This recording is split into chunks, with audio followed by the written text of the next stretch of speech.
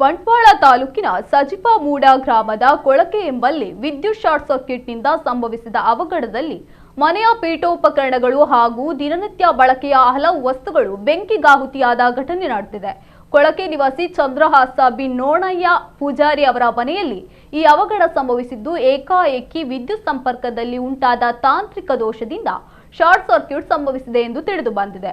ಇದರ ಪರಿಣಾಮವಾಗಿ ಮನೆಯೊಳಗೆ ಹೊಗೆ ಆವರಿಸಿ ಬೆಂಕಿ ಕಾಣಿಸಿಕೊಂಡಿದ್ದು ಕೆಲವೇ ಕ್ಷಣಗಳಲ್ಲಿ ಬೆಂಕಿ ಮನೆಯೊಳಗಿನ ಪೀಠೋಪಕರಣಗಳು ಹಾಗೂ ದಿನನಿತ್ಯ ಬಳಕೆಯ ವಸ್ತುಗಳಿಗೆ ವ್ಯಾಪಿಸಿದೆ.